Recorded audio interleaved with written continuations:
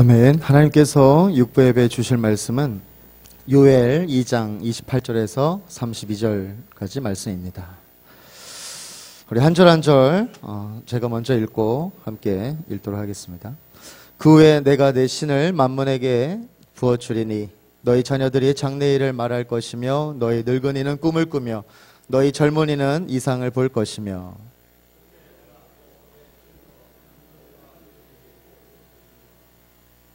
내가 이적을 하늘과 땅에 베풀리니 곧 피와 불과 연기 기둥이라.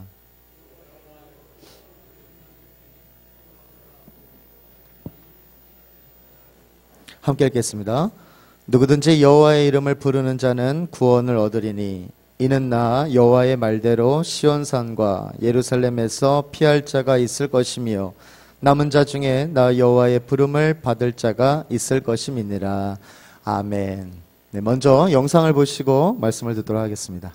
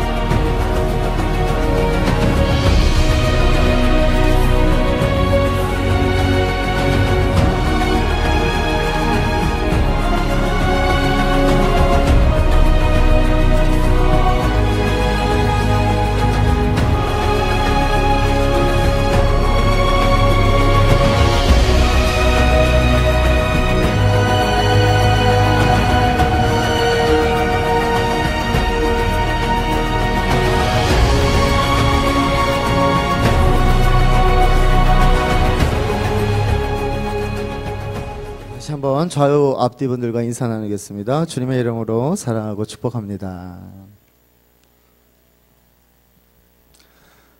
교회는 언제 시작했을까요? 교회라는 것 언제 시작했을까요?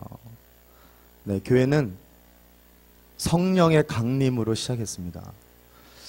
오순절 다락방에 부어주셨던 불같은 성령의 임재, 그리고 더 중요한 것은 어떤 교회라는 건물보다 그 모인 사람들의 마음이 중요했다는 거죠. 그래서 그 마음이 뜨거워짐을 통하여서 이제 초대교회 역사가 본격적으로 시작이 되었죠. 두려움에 떨던 제자들 담대하게 복음을 전하는 또 증인이 되었고, 진리의 복음이 전파되기 시작했습니다. 그런데 이 놀라운 성령의 임재하심은 이 구약 요엘서에 오늘 본문 말씀에 읽은 것처럼 예언되어 있었습니다. 요엘 선지자는 내가 내 영을 만민에게 부어주리니 라는 하나님의 말씀을 전하고 있습니다. 요엘이라는 이름의 뜻은 여호와는 하나님이시다 라는 뜻입니다. 그리고 2장 32절에 누구든지 여호와의 이름을 부르는 자는 구원을 얻으리라 공표합니다. 하나님을 하나님으로 고백한다는 것, 그리고 여호와의 이름을 부른다는 것은 무엇일까요? 바로 하나님께서 이른비 또 늦은비로 무생명을 소생케 하실 수 있음을 믿는 것이고요. 하나님께서 모든 성도들에게 하나님의 영을 부어 주신다는 사실을 믿는 것입니다. 하나님의 영에 이끌려 교회와 또한 세상을 아름답게 정결하게 변혁시킬 수 있는 진정한 그리스도인이 되어야 할 줄로 믿습니다. 성령은 모든 민족과 열방의 백성에게 임하십니다. 실제로 사도 바울은 이방인들에게도 표적과 놀라운 일과 성령의 능력이 나타났다고 증언합니다.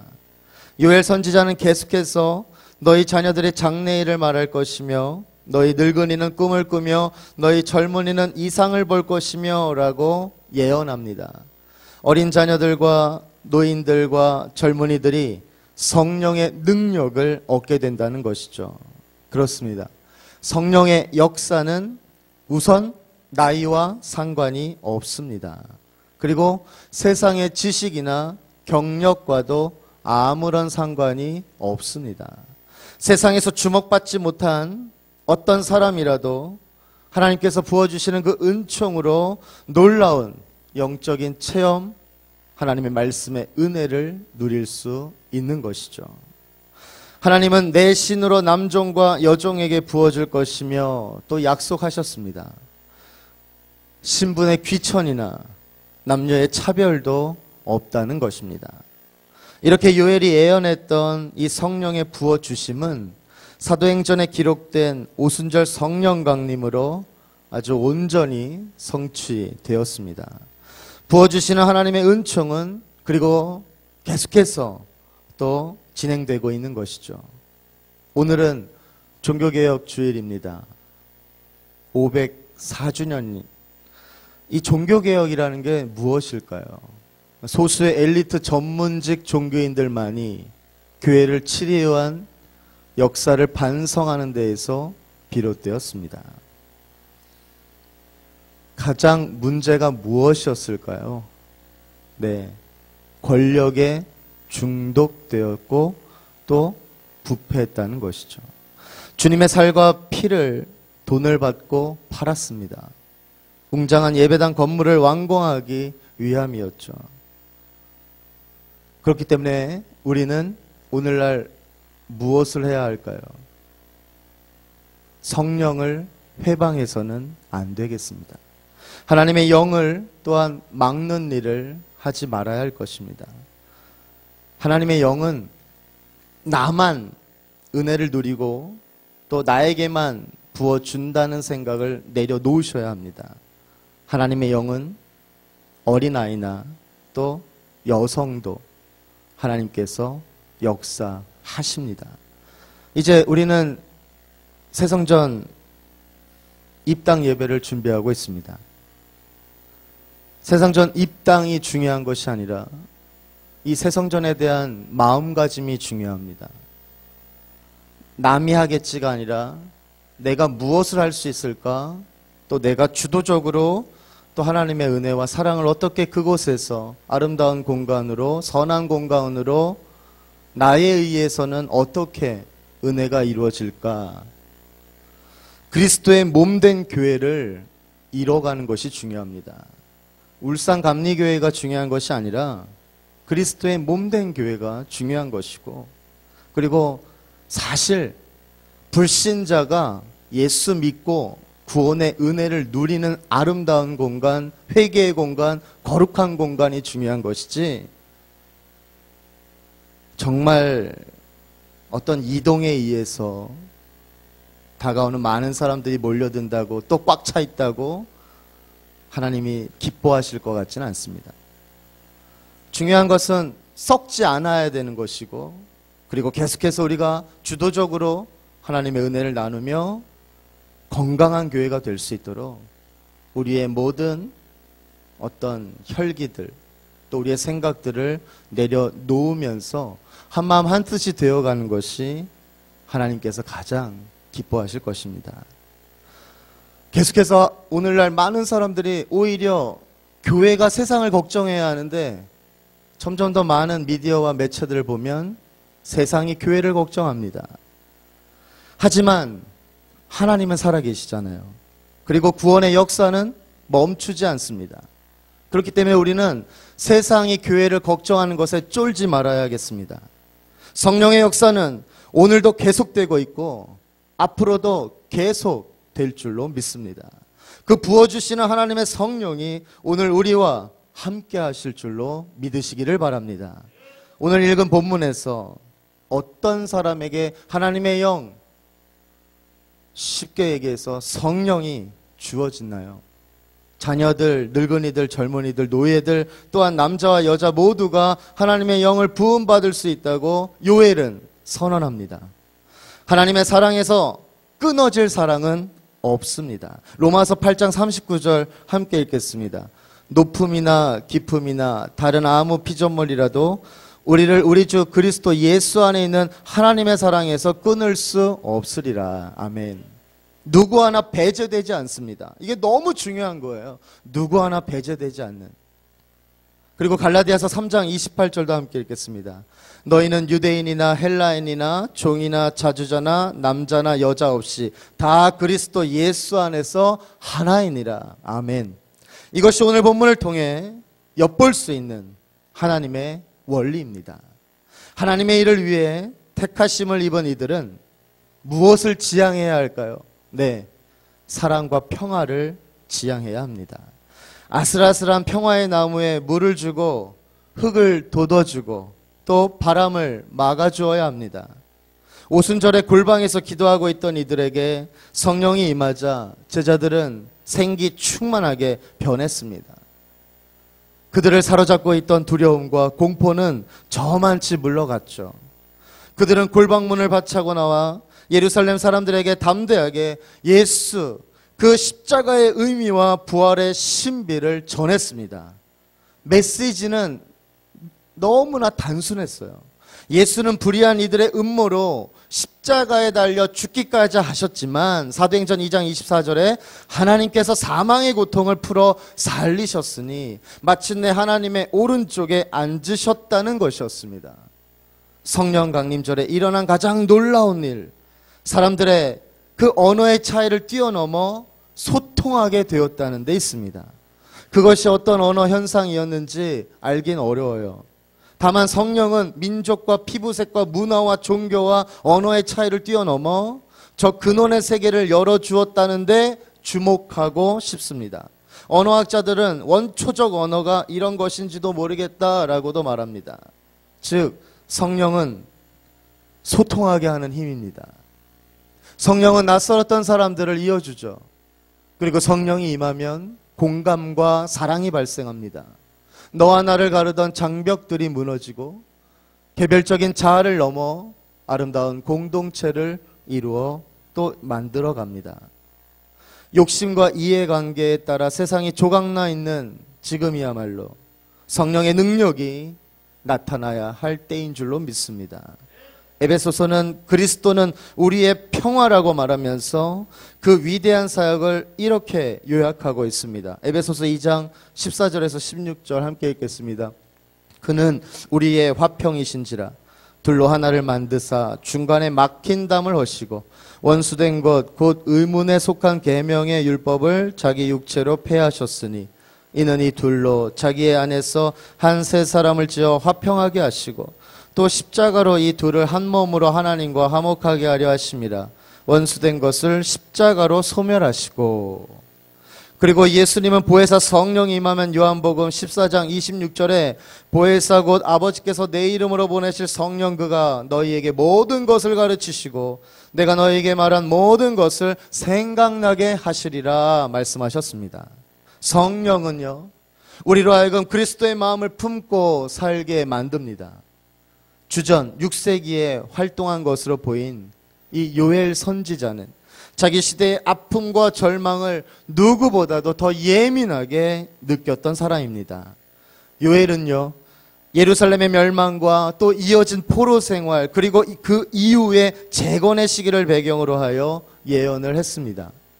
그때 거듭되는 자연재해와 전쟁으로 인해 사람들의 마음은 황폐하게 변해 있었습니다.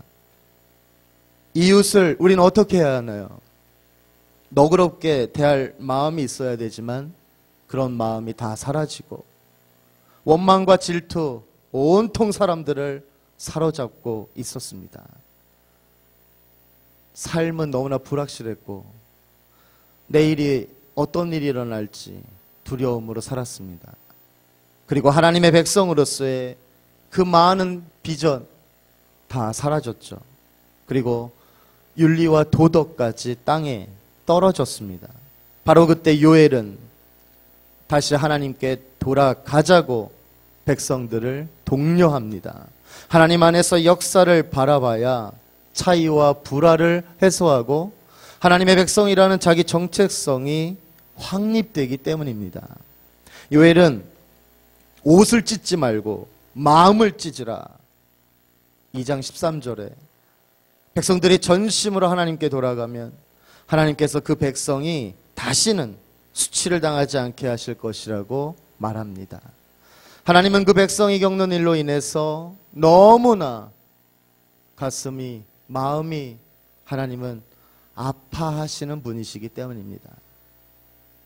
하나님이라고 늘 위대하고 전능하시고 그래서 뭔가 강한 느낌인 것 같지만 그 백성들이 겪는 일을 그 위대하고 강하고 전능하신 하나님께서도 사랑의 하나님이시기 때문에 같이 아파하고 계시다는 것도 우리가 조금씩은 또 깨달아야 하겠죠.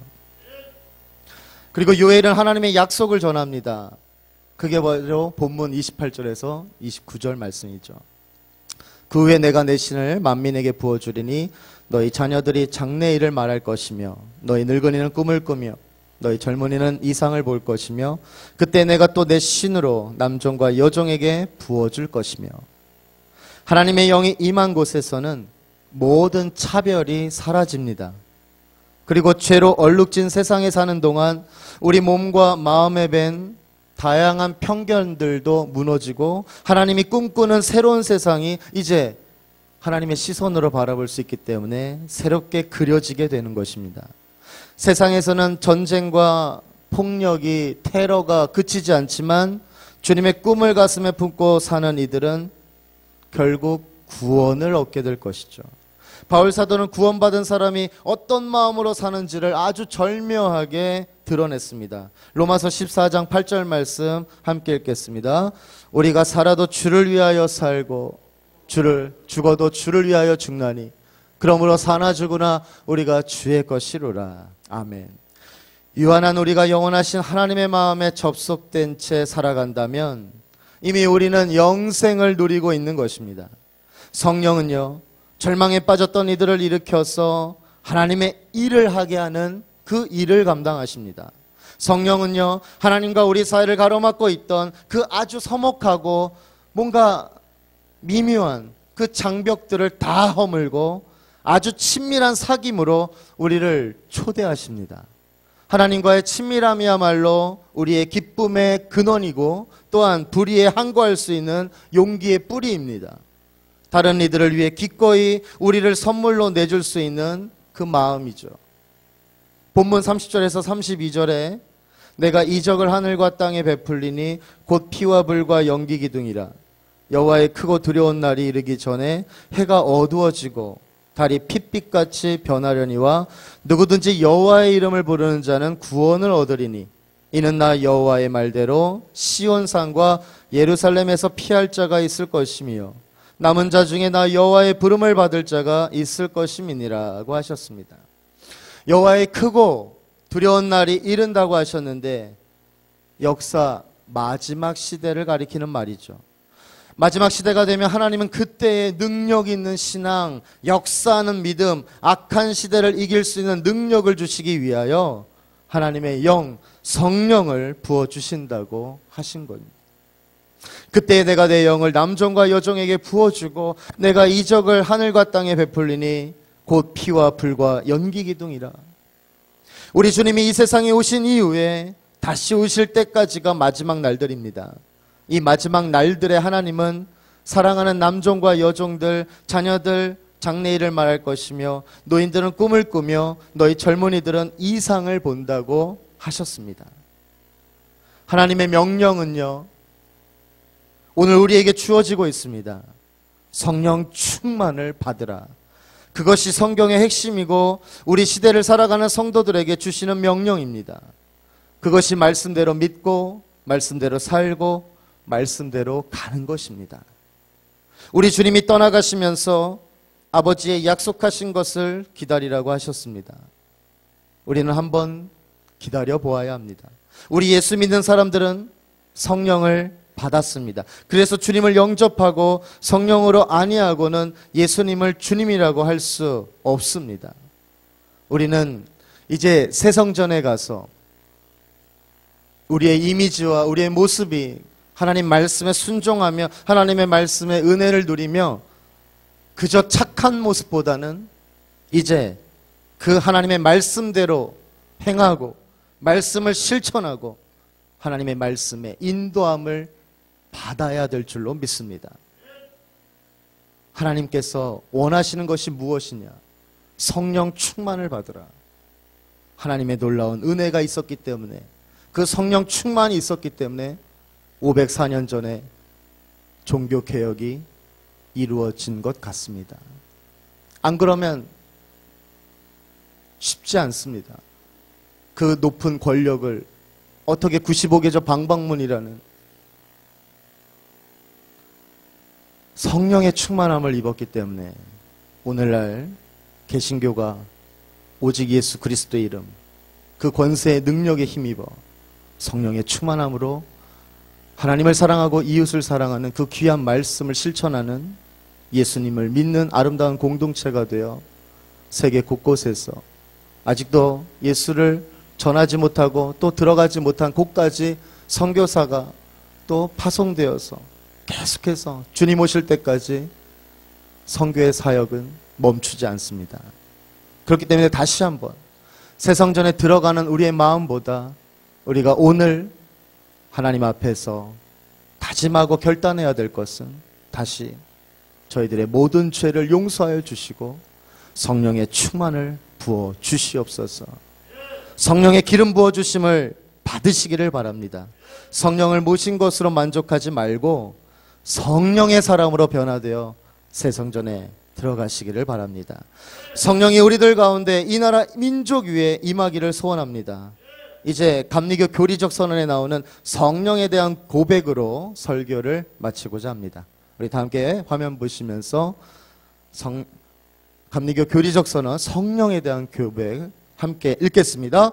우리는 우리와 함께 계셔서 우리를 거듭나게 하시고 거룩하게 하시며 완전하게 하시며 위안과 힘이 되시는 성령을 믿습니다. 아멘. 하나님 말씀에 순종하여 이제 내일부터 11월에도 성령 충만, 은혜 충만, 감사 충만하여서 하나님을 기쁘시게 하는 저와 여러분이 다 되시기를 주님의 이름으로 축원드립니다.